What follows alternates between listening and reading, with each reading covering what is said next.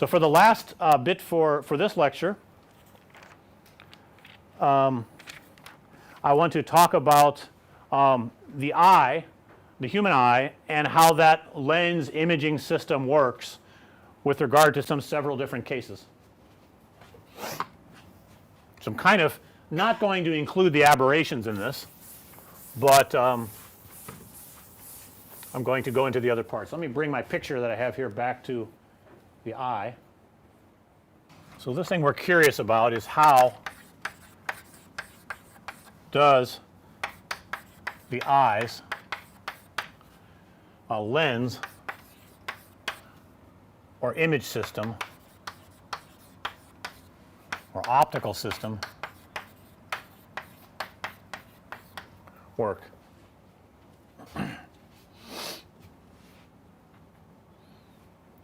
All right, so I'm going to go over 4 different cases that occur very frequently. All right, so this is let's see here, one case. I'll just draw the eyeball as a simple circle here, but you can remember that it has more details from the picture. Mine's going to be rotated so that the eye is looking to the left. So I'll just make kind of a very simple eye example here, and put the lens here, and I will have some parallel rays coming in. So I have parallel rays of light coming in. My eye should be trying to comfortably take in some kind of image from that, and so the optical system of the eye should cause these rays to converge onto the retina.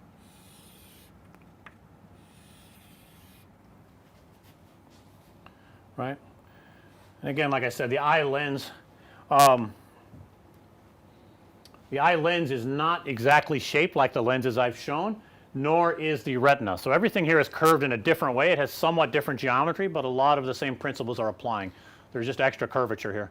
I haven't seen a lot of places, a lot of books and other accounts where the human eye is modeled with the exact same level of mathematics as the as optical engineering books do for the lens systems that we tend to design. So, but it would be nice to have that kind of boiled down in a nice, simple, clean algebraic way, but I haven't been able to find that. It doesn't mean it does not exist, but certainly experts who work in human vision have models of these things, but it seems to be mostly appearing in literature that's difficult to access. All right. So in this case, and we have like eye muscles here.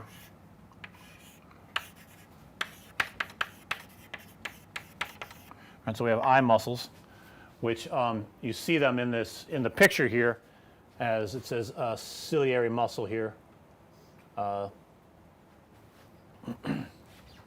these have the ability to change the diopter of the lens.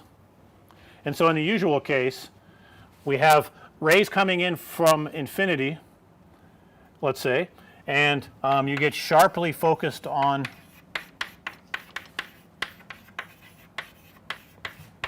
the retina, and the eye muscle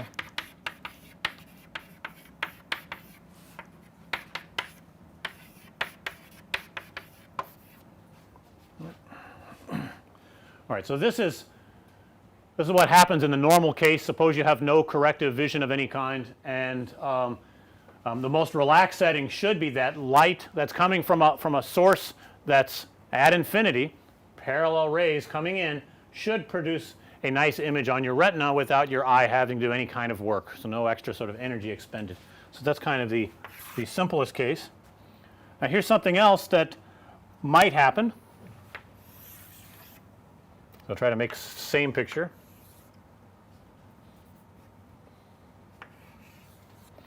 Making the eye muscle appear relaxed again. So it should look about the same. Looks like I've drawn it a little bit thinner here. Let me fix that. So don't mean to do anything unusual to it. So the lens should look about the same. Now suppose that the rays coming in are not parallel. So something's been placed, the object's been placed a little closer to the eye so that the rays are not parallel. So they're coming in like that. And now, because of that, let's suppose that they're far enough away so that convergence still happens, but it happens too far back. Remember that we could place it so close that it would never converge anyway, but let's suppose that we've placed this source close enough, we don't have parallel rays, so that means, if you remember, I talked about the imaging power of lenses, right? We had the nice formula with S1 and S2 in it. We're trying to figure out where the image is going to appear. So if we do this, then perhaps the image appears back here. Right? So what should we do in that case? What would we see? Blur, I guess, right? So we don't have a sharp image. One possibility would be to have a squeezable eyeball, right? So that maybe if the eyeball could squeeze, it could move the retina back here, right? Wouldn't that be nice? Another way to do it is to squeeze the lens to increase the diopter, to bend the rays so that it fits perfectly on the retina. So this case, case number 2, is blurry on the retina, and the eye muscle here is still relaxed.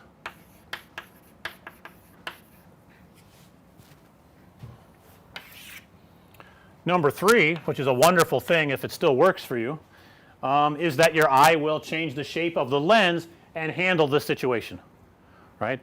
So that you could, for example, read a book up close or read your smartphone up close. We'll draw the eye again here. In this case, the lens will be controlled to look a bit thicker, let's say. Muscles coming in doing their work. And so in that case, suppose we have the source at about the same distance as it was before here. Then because of the increase in diopter, we've been able to make the rays converge perfectly onto the retina.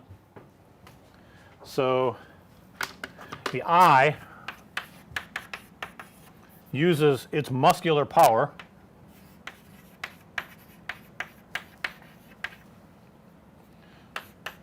to refocus, which in vision science is called accommodate. So it's very important to know this term, accommodation. Right. Accommodate just means focus or refocusing of the eye. And in this case, as I said, the diopter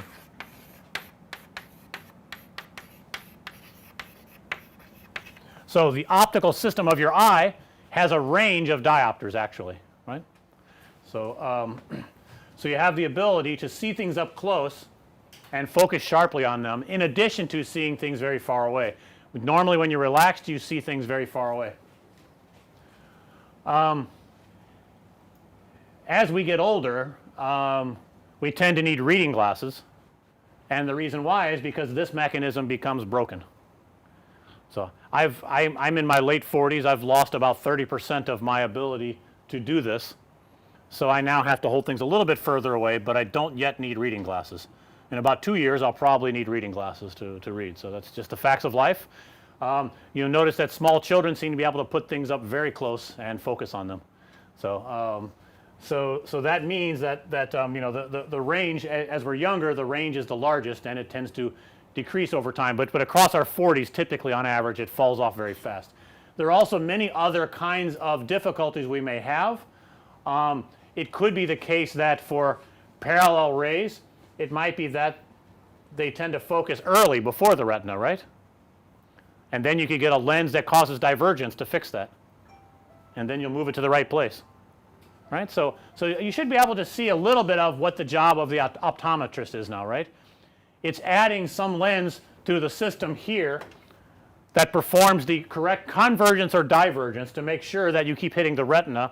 And if your eye lens is also still functioning, the muscles are still functioning so you can change, then it gives you a suitable range so that it corresponds as close as possible to the feeling of normal vision, right? There's a special case of reading, wanting to see sharpness up very, very closely, and that may require an extra set of glasses or an extra set of lenses if you have bifocals or something like that. It would motivate that.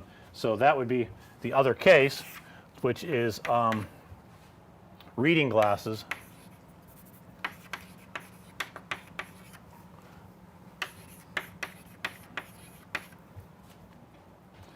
where in this case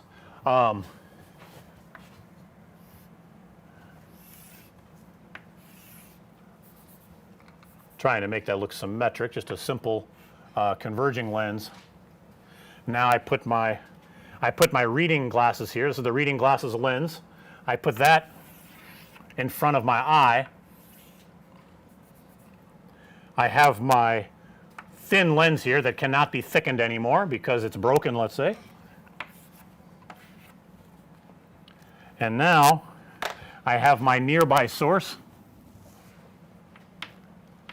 Again, I want to read this thing up close. So the light is diverging, but then it goes through the lens and comes out looking parallel. See, I have to, it's kind of hard to get this from the way I've drawn it, but it should come out parallel so that then when it goes through here, it can converge to the back of the retina and be just fine, right? So it should all match up nicely here. Let's see. So here they should be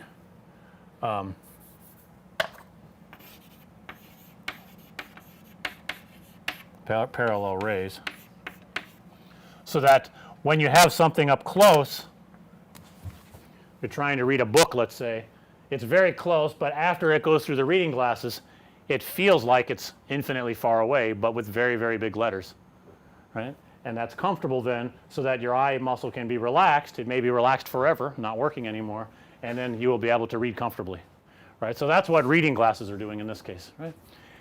And you know, you may still have some range of utility in here, in which case you just need a very light prescription of reading glasses, and as this decays further, you'll need stronger reading glasses.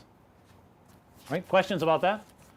So I think it's very interesting to understand this, and those of you, who have been experimenting in the lab and you're wearing glasses, you have questions. Why isn't it working for me? What can we do about it, right? So this should help you to understand maybe what can and can't be done. So there's one more part which I think I will save for next time, but it is what happens in a head-mounted display, right? So what happens there, I'll give you just a hint of it here. There's a screen appearing here. It's very close to your eyes, so the lens is going to behave very much like reading glasses. It's going to make those rays look parallel when it comes out. It's one common choice, so that it appears to you like the screen is infinitely far away. So it's like sitting in the open air theater, but the screen is infinitely far away and fills your entire field of view with perfect clarity. So that's how it should feel to your eyes, which I think should be fairly relaxing and comfortable. Other problems of flickering and pixels and brightness and all that, that may be a problem, okay, but optically for your system, it should be comfortable, right? It should feel like you're just relaxing and looking at something that's far away like the mountains, right? That's how it should appear. Questions about that? Now, because of things like spherical aberrations, some of the other kinds of aberrations, things might not be in focus, especially when you get to the periphery. Your eyes may try to redo the focus at the periphery to try to fix it. Maybe they can, maybe they can't. It depends on how everything's been placed and the capabilities of your particular eyes. All right, questions, comments? So next lecture, we're going to be taking a closer look at how the human eye works, looking at the structure of it, a little bit of the biology, a little bit of the neuroscience, how all the wiring happens.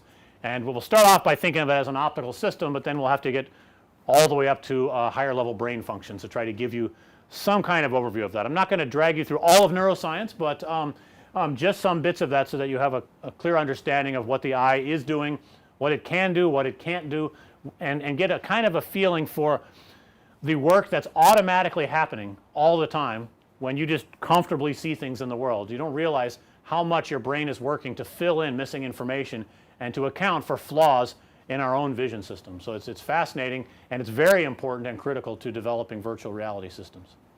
That's it. Thanks.